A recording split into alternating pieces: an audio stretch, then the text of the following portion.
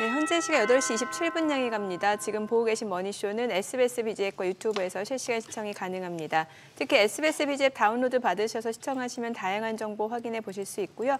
더 많은 국내 주식 정보 원하시는 분들은 카카오톡 채널에서 머니를 검색하셔서 친구 추가하시기 바랍니다.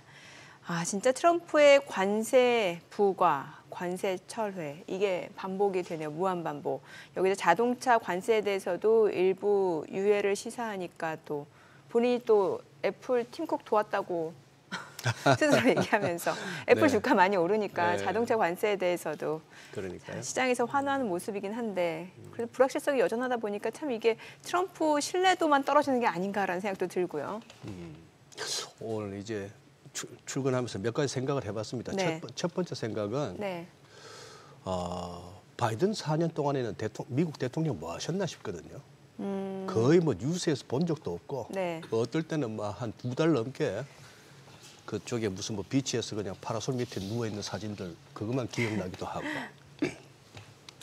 아무리 세상이 그래도 전 대통령이고 대통령 선거 출마자인데 뭐 뉴스나 이런 데서 한 줄도 찾아볼 수도 없고 활동도 없는 것도 좀 신기하기도 하고 두 번째 든 생각은 과연 미국 증시 뭐 잘 나가던 유럽 증시 할 것 없이 관세 정책과 트럼프 변수가 없었더라도 시장은 계속 우상향을 유지할 수 있었을까 하는 생각. 네. 그게 이제 저 같은 차티스트 입장에서는 충분히 한번 세워볼 수 있는 가설이거든요. 너무 과매수 국면, 너무 오랫동안 달려왔던 증시가 네. 어느 정도 조정이 필요한 시점에 트럼프의 아주 터프한 거친 잘 이렇게 잘 정제되지 않은 듯한 그런 게 막 날라오니까 낙폭도 좀 크고 격렬했던 것 같고 그런 상황이라서 얼추 이제 뭐 4월 2일 상호관세 발표하던 그 레벨 근처에 와 있거나 뭐 조금 못 미치거나 하는 수준이니까 지수나 종목 주가들이 지금부터 이제 또 다시 뭐 우리가 평상시 익숙한 네. 그런 시장 분석과 전망 기법으로 돌아가야 되지 않나 싶기도 하고요. 근데 실질적으로 이 관세 정책이 뭐 인플레이션이라든지 경기에 미치는 영향에 대해서는 아직은 단언할 수는 없는 거잖아요. 아직은 단언할 수 없는 거죠. 예. 누가 알겠는가 하는 뭐 who knows라는 표현. nobody 때로는 뭐 nobody knows 아무도 네. 알지 못한다는 그런 표현들 갖다가 우리가 접하는데 지금도 그런 거 아니겠습니까? 그런데 확실히 트럼프 대통령의 관세는 다른 지금 무슨 뭐 취임 이후 이렇게 드라이브를 걸었던 여러 가지 미국 사회와 워싱턴 정치권의 드라이브를 걸었던 그 개혁 내지는 뭔가 좀 다른 신선한 과는 다르게 이 관세 이쪽은 제가 봐서는 저 개인적으로는 조금 낙제점을 주고 싶습니다. 좀 이렇게 뭐랄까 이제 누가 믿겠어요? 뭐라고 한들 예. 좀 심하게 말하면 저 영감 또 언제 뭔 소리 할까 봐 이런 그렇죠. 소리가 나오는 거죠. 예. 트럼프 대통령께서 다음에는 어떤 얘기를 할까요가 아니지. 그럴 때는 그렇죠. 표현이 그래 되는 거예요. 저 영감 다음에 또 뭔 소리 하지? 신뢰도가 많이 그렇게 추락했죠. 되는 거예요. 예. 네. 예. 어제도 뭔 소리 했습니다만 시장은 됐고 뭐 이런 식이죠. 그렇죠. 예. 네. 자, 오늘 함께해 주실 분 소개하겠습니다. 나도투자자문의 이재규 본부장님 함께합니다. 어서 오세요. 어서 오세요. 안녕하세요. 예, 지난주는 잠시 그냥 전화 연결로만 뵀었는데 네. 예, 일단 한 차례 뭐랄까요? 폭풍은 지나간 느낌에 네. 잠시만 지친 몸으로 눈을 떠보니까 이렇게 해는 떠 있고 네. 그런데 구조선은 언제 올지 잘 모르겠고 구조선. 아니면 뭐 전쟁 영화에 비유하자면은 막 머리 박고 이렇게 막 쏘기다 했는데 포탄은 옆에서 터지고 했던 그 한 10여 분의 그게 지나고 이제 잠시 한숨 돌리는 뭐 네. 그런 느낌이에요. 네, 저도 굉장히 비슷하게 생각을 하고 예. 있습니다. 어쨌든 우리가 최악의 상황을 계속해서 고려할 만한 언사들이 있었죠. 트럼프를 통해서. 네. 그렇기 때문에 우리가 어떻게 보면 최악의 상황을 계속해서 가정하고 있지 않았나라고 예. 생각이 들고 있습니다. 그래서 지금 이제 새벽에 마감된 미증시 같은 경우도 뭐 자동차, 부품 쪽에 대해서 면제를 시사하는 내용들이 좀 나왔죠. 그리고 지난주 같은 경우는 전자제품 쪽에 대해서 그런 이야기가 나왔는데 뭐 거기에 대해서 다시 한번 반박하는 내용도 있었지만 전반적으로 봤을 땐 트럼프가 열심히 이제 우리 모든 국가들에게 공격 아닌 공격을 했고 예. 그다음에 이제 계속해서 이제 협상 구간으로 들어가는 게 아닌가라는 생각이 들거든요. 그래서 이제 아까 전에 앵커님께서도 잠깐 말씀을 주셨지만 사실 저 같은 경우도 이 관세라는 것이 관세 예. 전쟁에 관련되어 있는 부분들이 글로벌 증시를 크게 밀어내리는 기폭체의 역할은 했다라고 생각을 하지만 충분히 조정을 받을 만한 자리에서 저는 밀렸다라고 생각을 하는 부분들도 있거든요. 그렇기 때문에 우리가 지금부터는 어떻게 보면 자율 반등이 조금 더 나올 가능성이 높다라고 보지만 그 이후에는 우리가 또 다시 한번 본질적인 부분들에 대한 고민이 필요하지 않을까. 뭐 우리가 주식시장을 본다라고 한다면 산업에 대한 분석이라든지 기업들이 이제 또 실적 시즌도 도래하기 때문에 실적과 2분기, 3분기에 대한 기대감이라든지 성장성에 대해서 우리가 본질적으로 좀 돌아갈 필요가 있지 않을까라고 말씀드리고 싶고요. 물론 이 관세라는 부분들이 완전히 수면 아래로 가라앉았다라고 볼 수는 없습니다. 그렇죠. 예. 언제든지 내용이 나올 수 있는데 그럼에도 불구하고 저는 정점을 좀 지나가지 않았나 저도 그렇게 생각을 하고 있기 때문에 우리 시청자분들께서도 이제는 좀 안정적으로 시장을 봐보실 필요가 있지 않을까라는 의견 드리겠습니다. 그래요. 여전히 좀 불확실성이 남아있다라는 분석들이 나올 법한 게 지금 뭐 스마트폰이라든지 이제 컴퓨터 장비 부품 쪽 상호 관세에서는 이제 면제는 맞는데 이게 품목별 관세로 부과가 된다라는 거죠. 이런 네. 걸 놓고 봤을 땐 여전히 좀 불안한 상황 아니에요? 그렇죠. 일단은 불안한데 예. 우리가 상호 관세보다는 품목 관세로 들어갔을 때 좀 더 우호적일 수 있다라는 이야기들이 나오고 있거든요. 아마 아이고. 145%는 아닐 네, 것이다. 그렇게는 아닐 것이다. 네. 그러니까 우리가 최악의 네. 상황을 계속해서 고려를 했었던 부분들이 있기 때문에 네네. 그거보다는 좀 나을 것이다라는 이야기가 나오고 있는데 사실 이거는 뭐 정확히 말씀드리자면 아무도 모를 것 같습니다. 그렇죠. 우리가 지금 우리나라 기업들을 입장으로 봤을 때는 뭐 삼성전자라든지 SK하이닉스 같은 반도체 기업들에 대한 관세가 줄어들 수도 있다라는 기대감이 있는데 만약에 스마트폰이라든지 PC 같은 다른 쪽에 대한 관세가 더 높게 책정이 된다라고 한다면 삼성전자 같은 경우는 예를 들어서 삼성전자 같은 경우는 반도체 쪽에 대한 관세를 부과받는 것보다 네. 더 큰 피해를 받을 가능성이 있다라는 분석이 있어요. 예를 들면요. 예를 들어서 스마트폰이라든지 PC 쪽에 대한 관세가 많이 잡힌다라고 한다면 예. 우리가 반도체 쪽에 대해서 우려했었던 것보다 실질적인 매출단이나 영업이익단이 더 줄어들 가능성이 높다라는 분석이 나오거든요. 아, 실제로 삼성전자는 이제 레거시 반도체 쪽 아니면은 이제 스마트폰 쪽 매출 그쵸. 비중이 높기 때문에 그렇다는 거죠. 그렇죠. 그러니까 우리가 지금 반도체 쪽에 대해서 관세를 만약에 25%를 부과한다라고 예. 한다면 삼성전자 같은 경우는 약 2% 정도의 그런 매출단이 줄어들 것이다라는 분석이 있는데 네. 만약에 스마트폰과 PC 쪽에도 좀 강하게 관세를 부과받는다라고 한다면 5% 이상 피해를 네. 받을 가능성이 높다는 이야기가 나오거든요. 네네. 그렇기 때문에 우리가 이걸 지금 굉장히 면밀하게 분석을 해봐야 되는데 어떻게 보면 반도체 쪽뿐만 아니라 전자제품 쪽에 대한 매출도 굉장히 잘 나오고 있단 말이에요. 잘 나온다라기보다는 올해 1분기 같은 경우는 삼성전자에서 모바일 사업부의 실적이 좋았잖아요. 그리고 새벽에 마감된 미증시 같은 경우도 애플에 대한 뭐 관세 유예 소식이라든지 몇몇 가지 이야기가 있었지만 애플이 1분기 때 판매가 잘 됐다라는 이야기도 있었습니다. 그러니까 결국에는 IT 세트 수요가 좀 올라왔는데 여기에 대해서 또 관세를 강하게 부과받는다라고 한다면 이런 부분들이 어떻게 보면 반도체 쪽보다도 더 큰 피해가 있을 가능성도 있다라는 이야기가 나오고 있습니다. 그래서 우리가 사실 이 추이를 봐야 되기는 하지만 지금 트럼프가 계속해서 뭐 곧 부과가 될 것이다. 다음 달에 부과가 될 것이다. 머지않은 미래에 부과가 될 것이다라고 이야기가 나오고 있는데 이게 또 이제 그 무역 확장법이라고 하죠. 232조를 기반으로 해서 법적인 이런 절차를 거친다라고 한다면 조사 과정도 굉장히 오래 걸릴 거라고 이야기가 되고 있어요. 그래서 우리가 지금 뭐 한 달 후에 혹은 이번 주에도 무언가 내용이 나올 수 있다라는 이야기가 나오고 있는데 과거의 전력을 봤을 때는 이게 빠르게 진행될 수 있는 부분은 아니다라고 말씀드리고 싶습니다.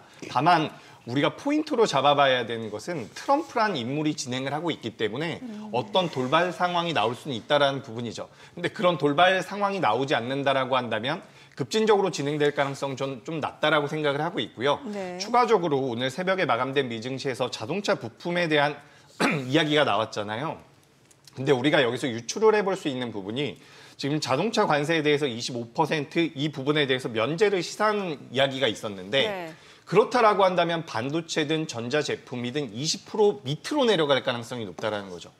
그렇다라고 한다면 어떻게 보면 우리가 그동안 가정했었던 예상했었던 가장 높은 세율보다는 내려갈 가능성이 높다라고 본다. 저는 그렇게 생각을 하고 있거든요. 네. 그렇다라고 한다면 관세 부과에 관련돼서 여전히 폭풍 속에 놓여 있지만 그래도 정점은 좀 지나가지 않나. 저는 그렇게 생각하고 있습니다. 근데 예. 저런 대목에서 사실 저는 개인적으로 전 뉴스를 접하는 순간에 짜증이 나더라고요. 뭐 트럼프 대통령 특유의 협상이 기술인지는 모르겠으나 네. 캐나다 멕시코산에 대해서 25% 관세를 때리면서부터 뭔가 이 관세 공포가 시작될 거 아니에요.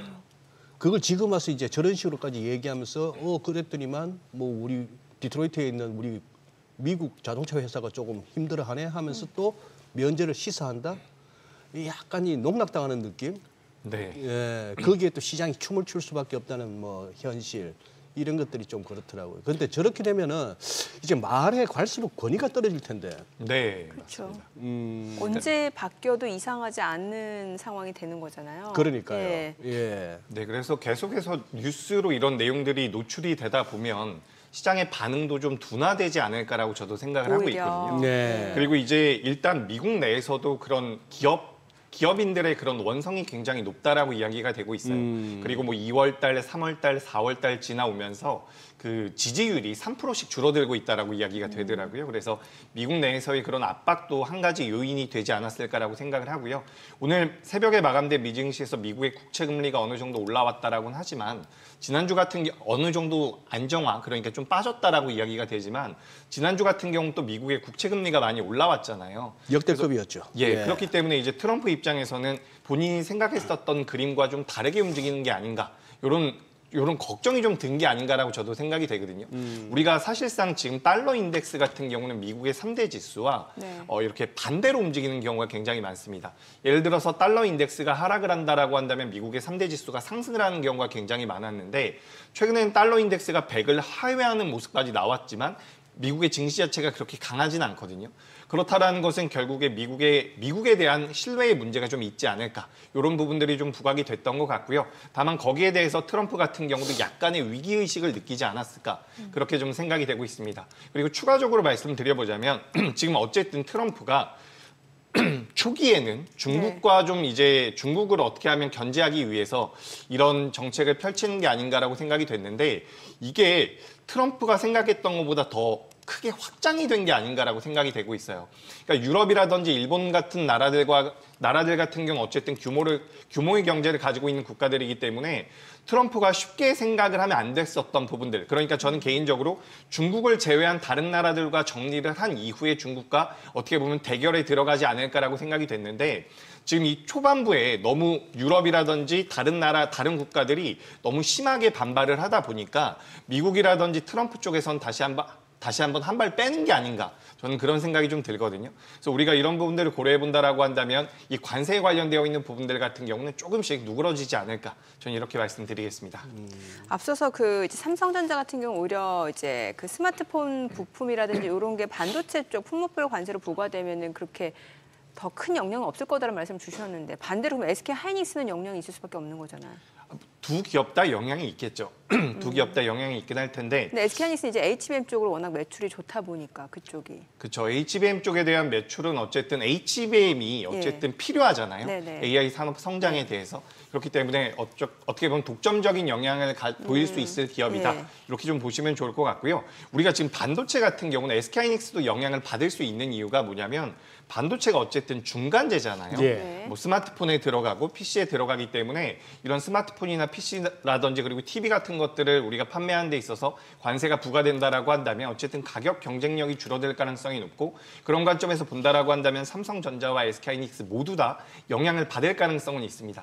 하지만 삼성전자의 사업 구조 자체가 SK하이닉스에 비해서는 반도체 쪽에 완전히 몰려있는 상태는 아니기 때문에 우리가 이 품목별 관세에서 전자제품 쪽에 대한 관세가 늘어난다라고 한다면 삼성전자가 좀 더 타격을 받을 가능성은 높겠죠.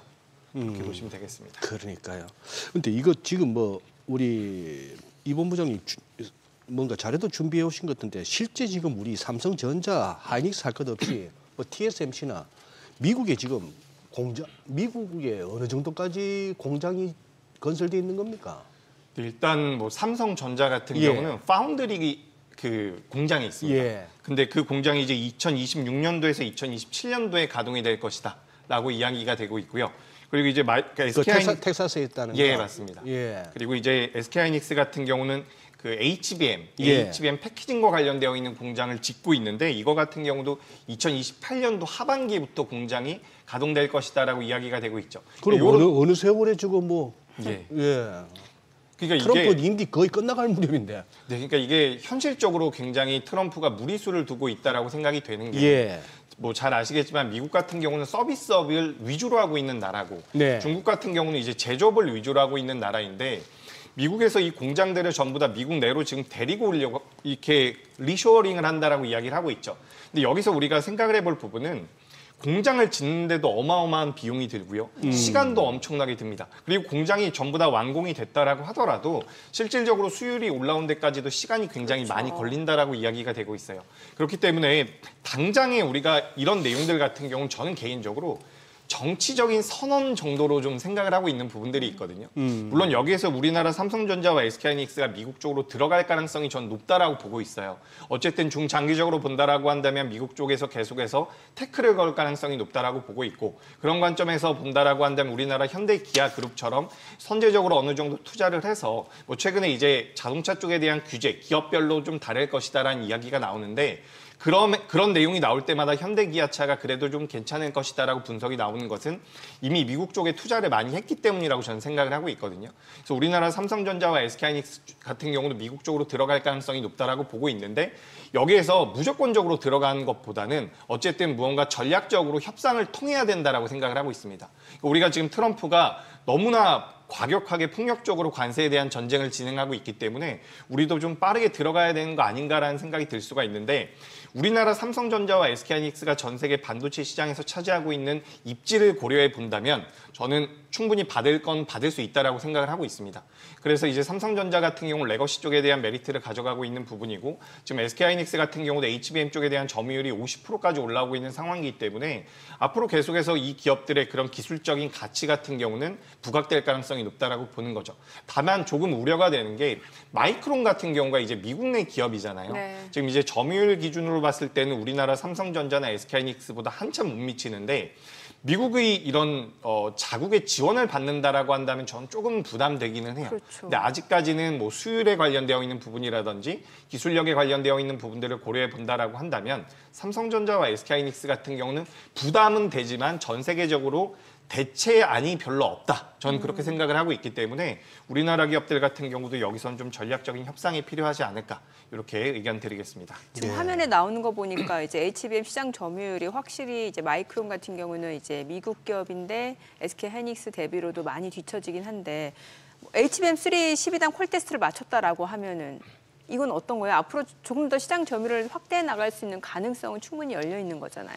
그렇죠. 지금 네. 이제 한 달에 한 2만 장 정도 생산을 한 할 수 달에. 있다. 2만 개 정도 생산을 할 수 있다라는 그게 이야기가 어느 나오다가 정도라는 우리나라 거예요? SK하이닉스가 한 12만 개 정도라고 12만 생각하시면 개. 좋을 것 그 같습니다. 정도? 그래서 한 6분의 1 정도의 캐파를 가지고 있었는데 네. 지금 뭐 대만 쪽에 인수를 한 공장 전환을 해서 또 이제 캐파를 늘리겠다라고 이야기가 되고 있거든요. 네. 그래서 약 6만 장 수준으로 늘리겠다라고 이야기를 하고 있는데 당장에 이게 앞서 우리가 뭐 공장 부지에 대해서 이야기를 나눠봤던 것처럼 당장 이제 공장이 가동되는 것은 아니거든요. 그렇기 때문에 우리가 여기에 대해서는 당장은 아니지만 중장기적으로는 리스크 요인이 될 수 있다. 뭐 이렇게 좀 생각을 해보시면 좋을 것 같고요. 지금 화면에 보시는 것처럼 우리가 이 HBM 시장 점유율 차이가 굉장히 많이 나고 있습니다. 네. 삼성전자 같은 경우도 우리가 HBM이라고 한다면 굉장히 뒤쳐져 있는 것 같지만 엔비디아를 제외하고는 점유율이 40%가 넘어가요. 그런 관점에서 본다라고 한다면 우리나라 기업들이 여전히 앞서 나가고 있는 것은 맞다라는 말씀 드리고 싶고요. 지금 마이크론이 제가 알기로는 HBM3 8단일 겁니다. 네. 5세대 8단이고 SK하이닉스 같은 경우는 12단이거든요. 네. 그렇기 때문에 우리가 좀 기술력 차이가 있다라는 것을 좀 인지하실 필요는 있지 않을까. 그리고 추가적으로 제가 이제 투자자분들의 입장에서 말씀드려보자면 물론 최근에 이제 미국 주식을 또 매수하시는 분들이 많이 늘어났다라고 하는데 지금 SK하이닉스 같은 경우는 PBR이 1.5배가 안 돼요. 그리고 삼성전자 같은 경우도 1.2배 수준이거든요. 네. 근데 지금 마이크론 같은 경우는 2배가 넘어가고 있는 상황입니다. 아. 지금 점유율 기준으로 봤을 때 우리나라 기업들이 훨씬 더 앞서고 있는 상황에서 PBR, 물론 미국이란 밸류도 있겠죠. 근데 그런 것들을 고민해 본다라고 하더라도 일단 마이크론이 잘하고 있는 것은 살짝 부담이 되긴 하지만 현재까지 우리나라 기업들이 보여주고 있는 이런 퍼포먼스를 본다라고 한다면 아직까지는 그래도 우리나라 기업들이 유리하지 않을까라는 의견 드리겠습니다. 예. 마이크론이 최근에 61불 한 50센트 근방까지 밀렸다가 이게 지금 이제 한 10불 정도 반등을 해서 71불인데 퍼센테이지 치면 뭐 반등폭도 컸죠. 야, 이걸 보여드릴 수가 없어 아쉽네. 마이크론이 큰 그림으로 볼 것 같으면은 진짜 그 금융위기 이후 상승폭이 61.8%에서 돌고 있습니다. 네. 거기다가 저점끼리 연결한 추세선하고 걸리니까 이걸 갖다 기술적으로 접근하는 사람들 같으면 지금은 눈 감고 사야 되는데 네. 그런데 이게 예, 참 이런 부분에서 막히는 거 보면 참 다들 신기하긴 신기합니다. 그 어떤 기술적인 레벨에서 같이 움직인다는 게.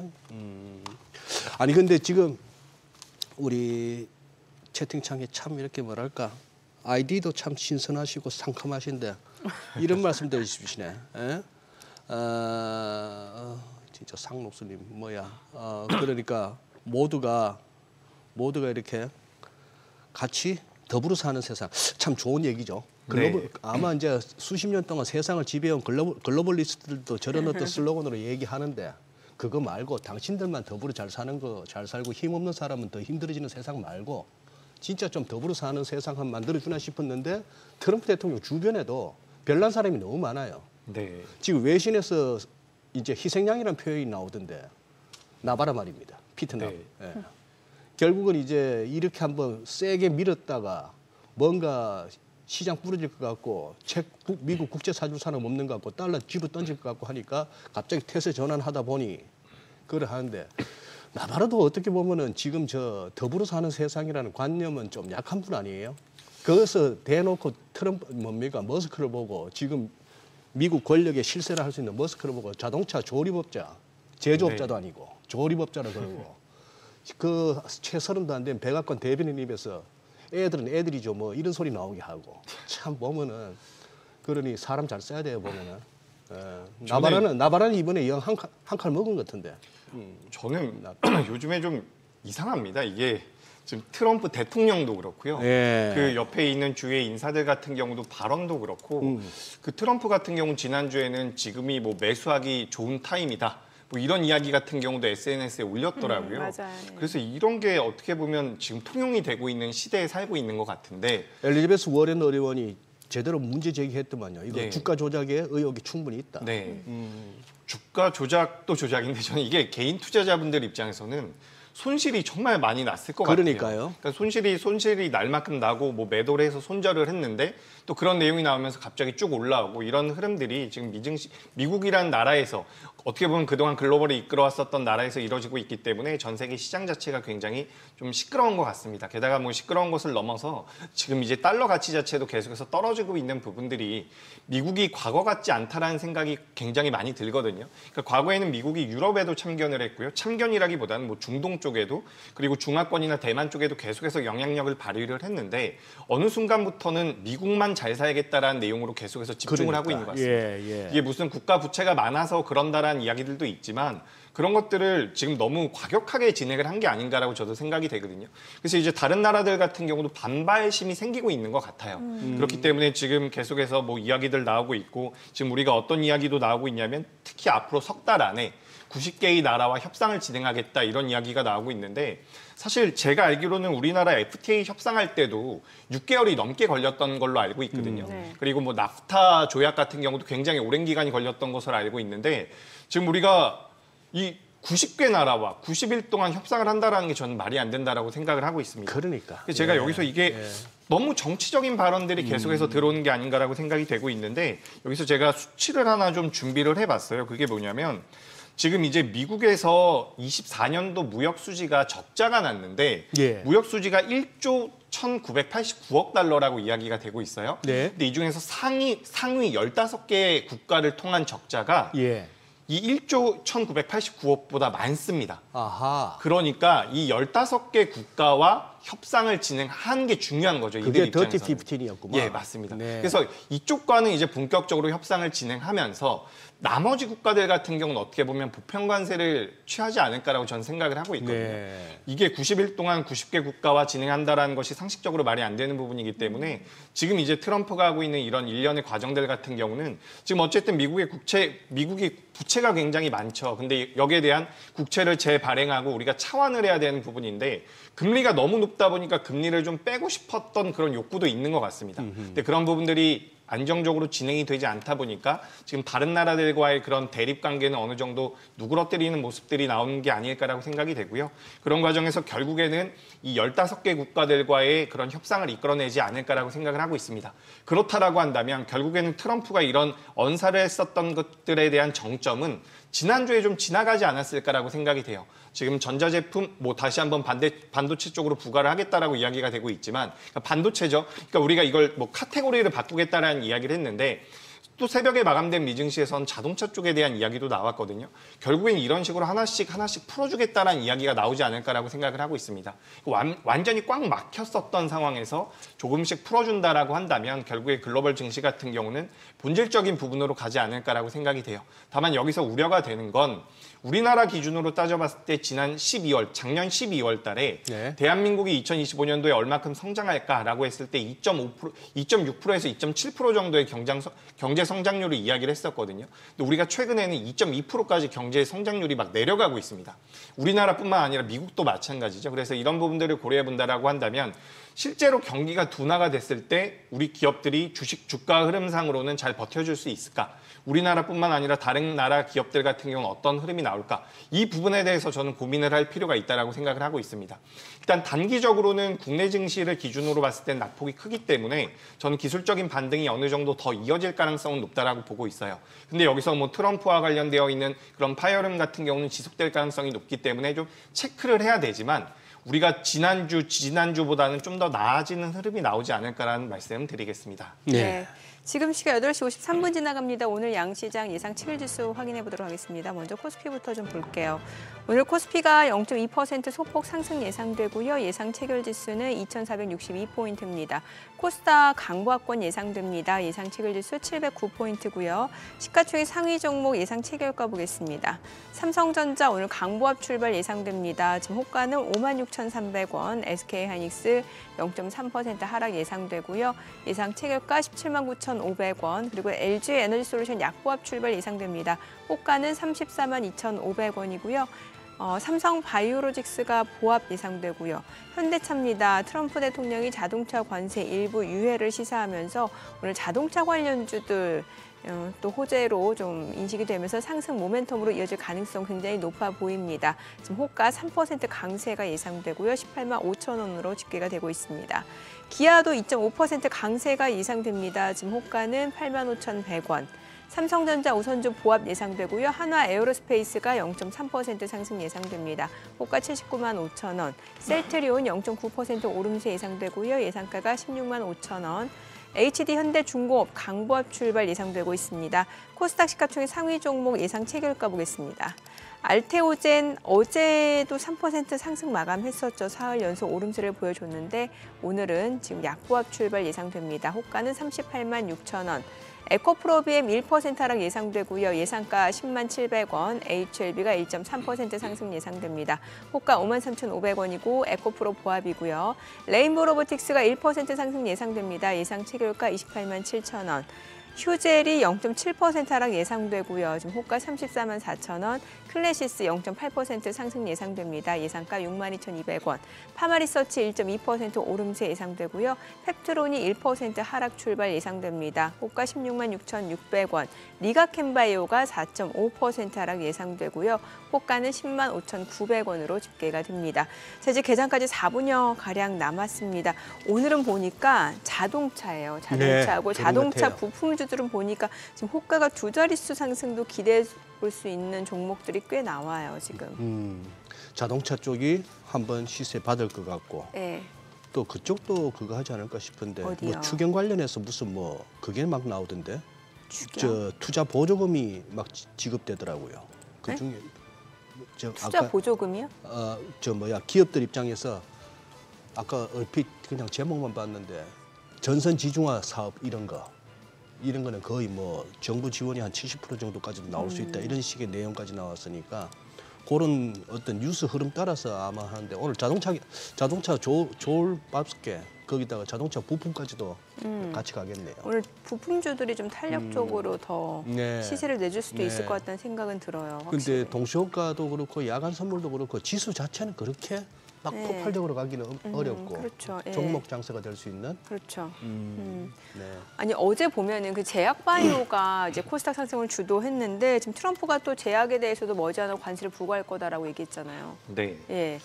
어떻게 되는 걸까요? 사실 그죠. 우리나라 이제 제약 바이오 같은 경우는 실제로 이제 미국에 대한 그런 매출 비중이 크지 않기 때문에 큰 영향이 없을 거다라는 분석들이 꽤 많았던 것 같은데 실제로 그런 거예요? 네, 그렇죠. 일단 우리나라 기업들이 완제품 기준으로 미국에다가 판매, 수출하는 게 많지가 않습니다. 그래서 원료 의약품은 어느 정도 수출하고 있는데 그래서 이제 제약 바이오 쪽에서 우리나라 기업들이 큰 타격을 받지 않을 것이다라는 이야기들이 있거든요. 네. 근데 이제 반대로 최근 이제 우리나라 시장에서 좋은 주가 흐름을 보였었던 ABL 바이오라든지 펩트론 같은 기업들 그리고 네. 작년부터 계속해서 좋은 모습을 보이고 있는 알테오젠 같은 경우는 사실 우리가 기술 수출이라고 이야기를 하죠. 네. 요 라이센싱 아웃 쪽에 대한 부분들 같은 경우는 관세를 부과하기가 좀 애매한 부분들이 있습니다. 그렇기 때문에 우리나라 기업들이 어쨌든 잘하고 있는 분야 쪽에서 지금 모멘텀을 좀 계속해서 받아가는 게 아닌가라고 생각이 되고요. 그리고 추가적으로 제가 아까 전에 미국의 국채금리라든지 금리 인하, 뭐 달러 약세 같은 것들에 대해서 이야기를 말씀드렸는데 실질적으로 미국의 국채금리가 지금부터 고점을 찍고서 어느 정도 밀려준다라고 한다면 제약 바이오 같은 경우는 장기적으로도 수익률이 좀 나아질 수 있다라고 생각을 하고 있습니다. 예전에 막 금리나 예, 수혜주 막 맞아요. 이런 얘기 굉장히 네, 많았잖아요. 맞아요. 예. 그러니까 미국에서 금리 인하한다라고 한다면 우리가 금리 인하 같은 경우는 단기적으로도 도움이 된다라고 볼 수가 있는데 뭐 미국의 국채 금리 같은 경우 어쨌든 10년물을 많이 보니까 10년물 기준으로 본다라고 한다면 그에 따른 수혜도 어느 정도 받을 수 있다라고 보시면 좋을 것 같고요.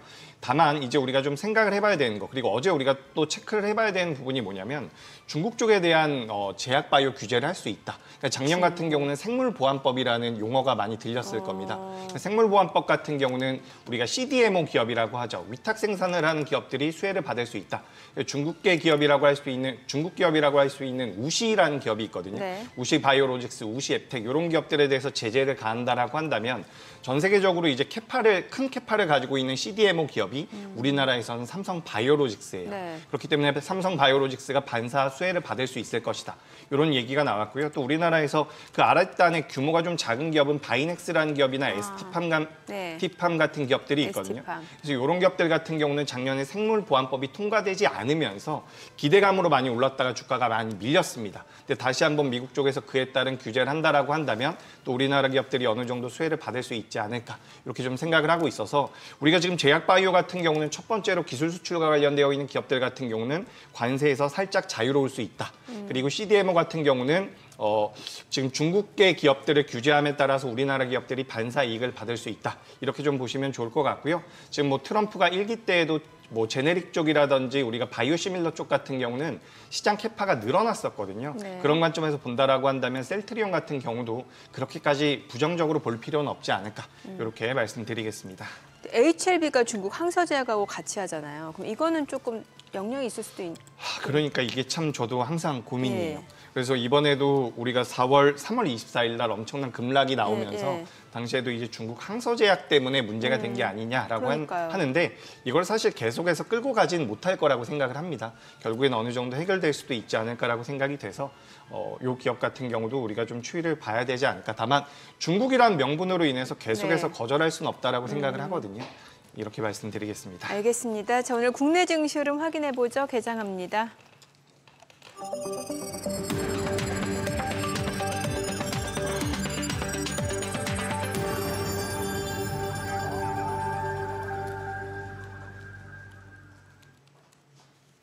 네, 4월 15일 화요일 국내 증시 개장했습니다. 간밤 뉴욕 증시 트럼프 대통령의 그런 스마트폰이라든지 아니면 전자 제품에 대한 상호관세 면제 소식이 일단 시장에서는 또 호재로 인식이 되면서 3대 지수 상승했고요. 달러 인덱스는 100 밑으로 떨어졌습니다. 여기에다가 뭐 채권 수익률, 국채 수익률 같은 경우도 지금 하락하는 모습이었고 전반적으로 어느 정도 트럼프 대통령의 관세 정책과 관련된 발언에 시장이 많은 영향을 받고 있는 모습인데요. 오늘 국내 증시도 출발 지수 좀 보도록 하겠습니다. 코스피가 0.3% 상승합니다. 2,464포인트, 코스닥 강보합권으로 709포인트입니다. 양시장 상승 출발이고요. 시가총액 상위 종목 시초가 보겠습니다. 삼성전자가 오늘 강보합 출발입니다. 56,400원, SK하이닉스도 지금 보합권으로 18,200원, 그리고 LG에너지솔루션은 약보합이죠. 보합권으로 343,000원, 삼성바이오로직스 지금 보합권 0.4% 하락으로 전환이 됐네요. 103,300원. 현대차가 3% 강세입니다. 185,300원. 기아가 3% 이상 올라갑니다. 85,900원. 삼성전자 우선주 약보합이고요. 한화 에어로스페이스가 0.3% 떨어집니다. 789,000원이고 셀트리온도 0.4% 하락 중이고요. HD 현대중공업도 1% 떨어지면서 343,500원에 거래되고 있습니다. 일단 시가총액 10위권 내에서는 오늘 자동차만 좋네요.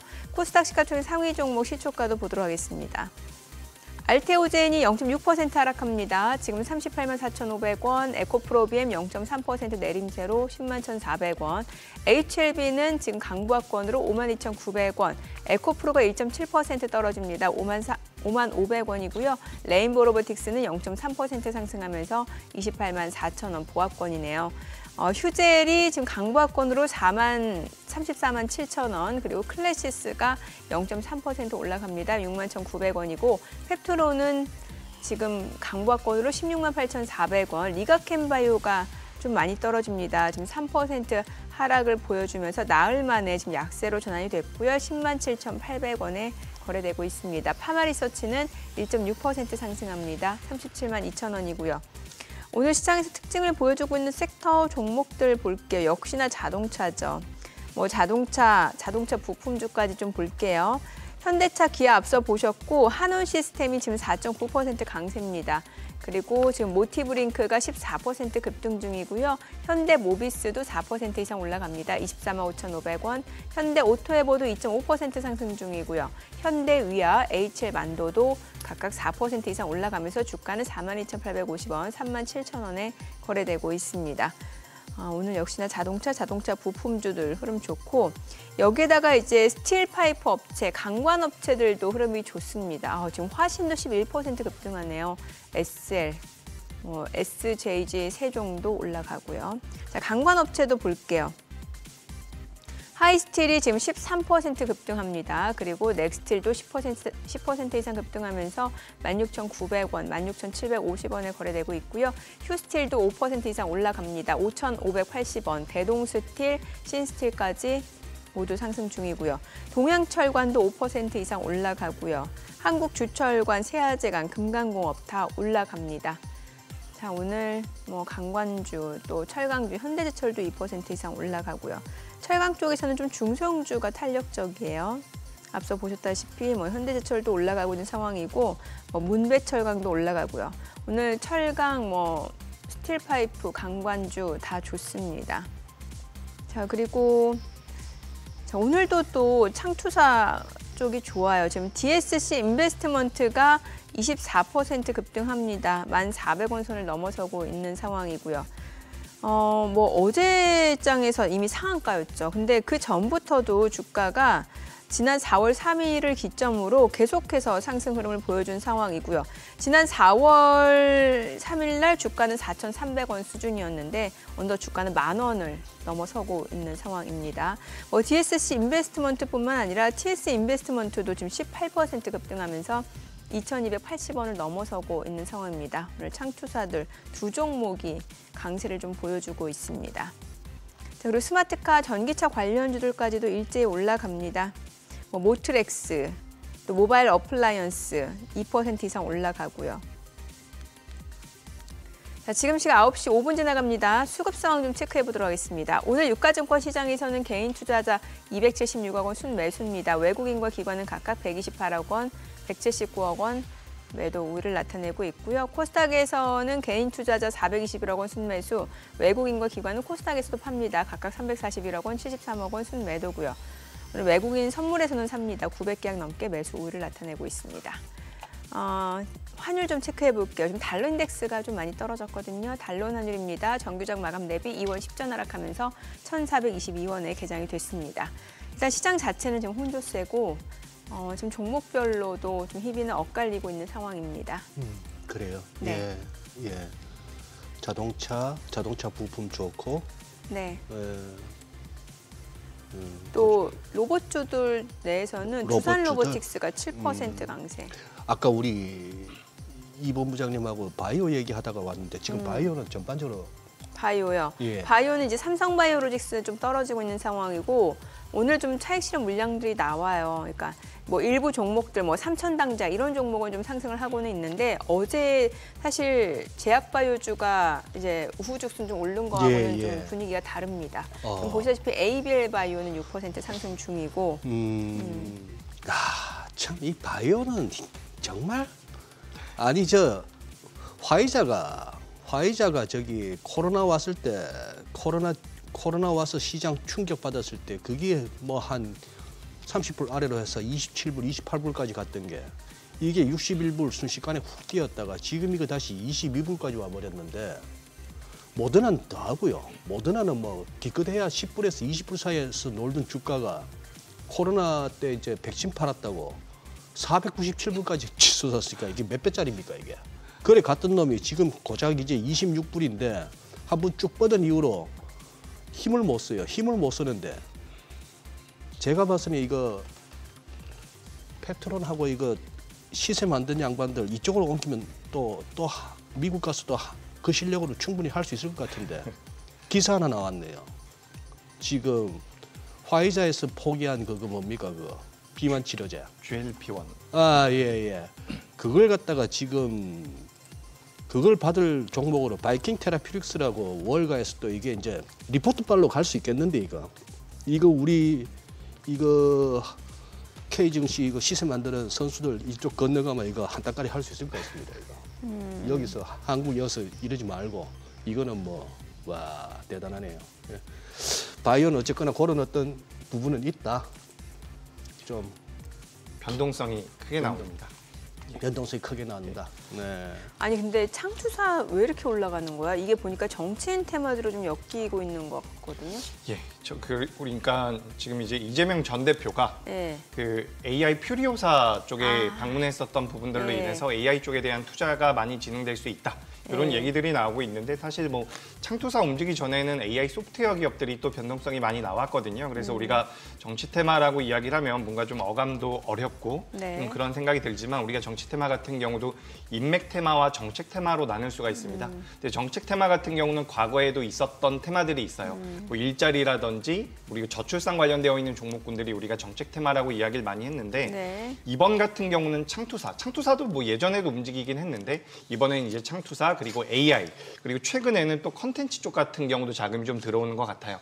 그래서 우리가 지금 어쨌든 시장이 크게 움직이긴 좀 어려운 상황. 그러니까 기관들과 외국인들이 공격적으로 매수를 하기 어려운 상황이다 보니까 자금 자체가 좀 작은 쪽으로 움직이는 게 아닌가라고 생각이 되고 있습니다. 그래서 정책 테마 같은 경우는 우리가 좀 기한이 있죠. 우리가 조기 대선이 6월 초이기 때문에 5월 중순 정도에는 이제 시세가 어느 정도 일단락될 가능성도 있기 때문에 만약에 우리 시청자분들께서 고민을 하고 계시다라고 한다면 한 5월 중순까지만 고민해 보시는 게 어떨까. 매매를 하신다라고 한다면 6월 달까지 끌고 가는 건 좀 리스크가 크지 않을까라는 의견 드리도록 하겠습니다.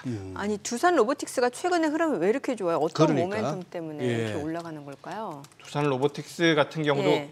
이게 좋다라고 말씀드리 오늘은 굉장히 좋은 모습이 나오고 있는데 어제도 좋고 최근에 좀 좋았어요. 로봇 관련주들이 그동안 많이 밀렸었던 부분도 있고요. 또 어쨌든 두산 그룹 차원에서 네. 두산 로보틱스에 대한 지원을 하겠다라는 부분들도 있고 우리가 지금 시장에서 어떻게 보면 휴머노이드 로봇 쪽에 대한 관심도가 굉장히 네. 높잖아요. 근데 우리가 휴머노이드 로봇 전에 있는 것이 우리가 산업용 로봇이라고 하거든요. 산업용, 협동용 로봇 이렇게 이야기를 많이 하고 있는데 두산 로보틱스가 그에 대한 기술력을 분명히 좀 가지고 있는 부분들이 있습니다. 그래서 사실 작년에 계속해서 올해에는 실적적인 부분에서 흑자 전환을 하겠다라고 했는데 그런 부분들이 좀 늦춰졌고 거기에다가 추가적으로 레인보우 로보틱스라든지 하이젠 RNM 같은 그러니까 휴머노이드 로봇과 관련되어 있는 종목군들로 자금이 많이 몰려갔기 때문에 두산 로보틱스 같은 경우 상대적으로 좀 약한 모습을 보였는데 첫 번째로는 휴머노이드 로봇 쪽에 대해서도 진출을 하겠다라는 이야기가 나오고 있고요. 두 번째 같은 경우는 지금 계속해서 공장을 미국 내에 짓겠다라고 이야기가 되고 있죠. 그렇다라고 한다면 미국 같은 경우도 인건비가 굉장히 비싸기 때문에 그 인건비를 대체하기 위해서는 로봇 쪽에 대한 수요가 늘어날 것이다라는 분석들도 계속해서 나오고 있습니다. 그런 관점에서 본다라고 한다면 산업용 로봇이나 협동용 로봇 같은 경우도 어느 정도 부각될 가능성이 있다라고 보는 게 아닐까라고 저는 생각이 돼요. 그래서 지금 로봇 관련주 같은 경우 올해 1월 달에 굉장히 좋은 모습이 나오다가 상당 기간 조정을 받았습니다. 근데 지금부터는 어떻게 보면 모멘텀을 어느 정도 받아갈 가능성이 있다라고 보고 있기 때문에 로봇 관련주들 뭐 저는 체크해 보실 필요가 있지 않을까라고 말씀드리고 싶고요. 제가 지지난주에도 우리 방송에서 말씀드렸던 종목이 클로봇이라는 기업인데 이 기업 같은 경우는 소프트웨어와 관련되어 있는 기업. 그러니까 우리가 로봇 관련주들을 볼 때 휴머노이드, 뭐 산업용 로봇 이렇게 구분할 수도 있지만 액추에이터, 그리고 그 안에 들어가는 감속기, 그리고 소프트웨어 이런 식으로도 또 우리가 분류를 할 수가 있거든요. 그래서 모든 종목군들이 올라간다라는 관점이라기보다는 좀 모멘텀이 있는 종목군들 위주로 추릴 경우에 지금부터는 반등이 좀 더 이어질 수 있지 않을까라는 말씀드리겠습니다. 그래요. 근데 거래량도 좀 받쳐주면 좋겠구만. 어떤 거요? 지금 저 두산 로보틱스. 두산 로보틱스. 네, 그렇게 거래량이 많지는 않아요. 거래량 많지는 예. 않죠. 예. 이게 지금 어느 정도 단기 급락 이후에 시장이 이렇게 한번 위를 노릴 만한 그거라서 약간만 재료만 이렇게 좀 스치기만 해도 또 우리 K증시의 그 꾼들 또 이렇게 달라들어서 시세는 팍팍 만들 수 있겠는데 아니 지금 이재기 본부장님 이거 언제 한번 여쭤보고 싶었는데 이 DS 단석이라는 종목 한번 잘 아시나요? 제가 잘은 모릅니다. 주가 흐름이 참 탄력적으로 변동성이 나오다가 최근에 많이 하락을 했죠. 좋게 말씀하시네. 탄력적으로 움직이다가 예. 제가 봤을 때 그냥 이거 한번 해먹다가 그냥 엎어진 건데. 그렇게 말씀드려도 될까요? 예. 지금 뭐 약간 뭐 또 슬쩍슬쩍 무슨 뭐 공급 제약 어쩌고 나오고 이렇게 뉴스는 또 이렇게 받쳐주네요. 이런 것들을 갖다가 그나마 좀 즉 제 얘기는 네. 어차피 뭐 복불복인데 조금 이렇게 많이 빠진 것 중에 이렇게 그래도 한번 단기 트레이딩 관점에서 좀 손실 좀 줄이거나 이익을 좀 노리는 게 어떨까 싶어서 한번 제가 나름대로 한번 찍어보는 종목입니다. 네. 뭘 알아서가 아니고. 네. 이제 이런 종목들 같은 경우는 가장 문제라고 제가 생각하는 거는 네. 거래 대금이 너무 많이 줄면 네. 이제 투자자분들께서 실제로 매도를 하고 싶어도 매도를 못하는 경우가 있고 대응하기가 굉장히 어렵다라고 저는 생각을 하거든요. 예. 그래서 우리가 주가가 많이 밀려 내려왔고 이게 뭐 과거에 굉장히 탄력적인 모습을 보였다가 지금 소외되는 기업들 같은 경우는 제 경험으로는 그래도 몇 년 동안 하단부에서 주가가 움직이는 경우가 굉장히 많아요. 그렇기 때문에 주가가 많이 밀렸다라고 해서 접근해 본다라는 관점보다는 오히려 최근에는 아까 전에도 잠깐 언급을 드렸지만 지금 정책 테마 중에서 요 AI와 관련되어 있는 기업들 중에서 약간 후발주자의 성격을 띠고 있는 게 네. 요 의료 AI 쪽 같은 경우는 최근에 자금이 좀 들어오거든요. 얼마 전에 뭐 FDA 같은 경우도 동물 실험을 없애겠다라는 이야기가 나오면서 뭐 온코크로스라든지 신테카바이오 같이 신약 개발과 관련되어 있는 AI 기술을 가지고 있는 기업들이 좀 변동성이 나왔습니다. 그러니까 과거에는 루닛과 뷰노라는 기업만 이제 우리가 의료 AI라고 이야기를 많이 했었는데 네. 올해부터는 다른 기업들도 많이 편입이 되고 있어요. 근데 이런 기업들 같은 경우는 어쨌든 우리가 정책적인 부분도 좀 도움을 받을 수 있지 않을까. 그러니까 당장에는 정책 테마성으로 좀 접근을 해본다라고 한다면 시장에서 전반적으로 소외되어 있는 종목들보다는 그래도 모멘텀이 살아있다라고 생각을 하기 때문에 관심을 좀 가져보시는 게 어떨까라고 말씀드리고 싶고요. 다만 이런 기업들을 공략하실 때에는 매매하실 때에는 비중을 굉장히 잘 지켜주셔야 됩니다. 그러니까 비중을 처음에는 조금만 들어갔지만 또 이제 주가가 밀린다라고 한다면 개인 투자자분들이 추가 매수를 많이 하거든요. 그래서 처음보다 비중이 늘어나게 되면 또 거기서 대응이 굉장히 어려우니까 이제 빠른 종목군들을 매매하고 싶다라고 생각이 되시는 분들 같은 경우는 비중 조절을 좀 철저히 하겠다. 이런 관점으로 말씀드리겠습니다. 네. 어때요? 이제 시장이 이제 어느 정도 다 바닥을 좀 확인했다라고 봐도 괜찮은 거예요? 어떤 전략이 좋은 거예요? 사실 얼마 전까지만 하더라도 아무것도 하지 않는 게 최선이다. 뭐 네. 더 떨어질 수 있다. 뭔가 이제 공포 분위기가 조성이 됐었는데 지금 약간 또 분위기가 달라진 것 같아요.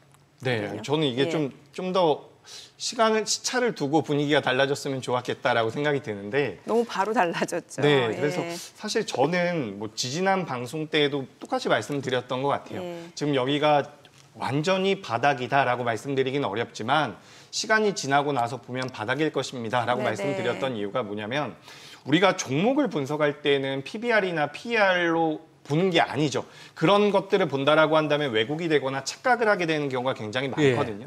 근데 우리가 지수단을 볼 때에는 분명히 가치라는 게 있습니다. 우리가 코스피도 그렇고 코스닥 같은 경우도 그렇고 어쨌든 가중평균을 해서 만들어 놓는 우리나라에서 가장 큰 지수란 말이에요. 그래서 이 지수를 기준으로 봤을 때 우리나라 뭐 PBR이 0.8배다, forward PER이 8배다 이런 이야기가 나온다라고 한다면 저는 그때는 매수를 할 만한 기회는 맞다라고 생각을 해요. 물론 시장이 많이 밀리고 있고 관세에 대한 부담감 그리고 뭐 얼마 전에 보니까 환율도 많이 올라왔다라는 뉴스들이 계속 나오더라고요. 근데 환율 같은 경우도 사실 우리나라에 문제가 있어서 올라온 게 아니었잖아요. 그렇기 때문에 우리가 이런 시장에 대한 여러 가지 어떻게 보면 왜곡될 수 있는 내용들이 있지만 거기에서 계속해서 본질적인 부분들을 판단할 필요가 있지 않을까 저는 그렇게 생각을 하고 있고 그런 관점에서 본다라고 한다면 종합주가지수가 지난주처럼 이번 주 초처럼 이 정도 수준에 놓여 있을 경우에는 저는 매수가 맞다라고 생각을 하고 있습니다. 그래서 지금 이 자리를 단기적으로 완전히 저점입니다라고 말씀은 못 드리겠지만 시간이 좀 지나고 나서 보면은 매수할 만한 자리였다라는 것을 아마 알게 되실 거라고 생각을 하고 있어요. 그래서 지금부터는 저는 일단 시장 자체가 전반적으로 이런 자율반등이라는 표현을 저는 많이 쓰는데 시장이 너무 많이 밀리면 다 같이 좀 올라옵니다. 근데 그때는 대다수의 종목군들이 올라와요. 근데 그 다음이 전 중요하다라고 생각을 하거든요.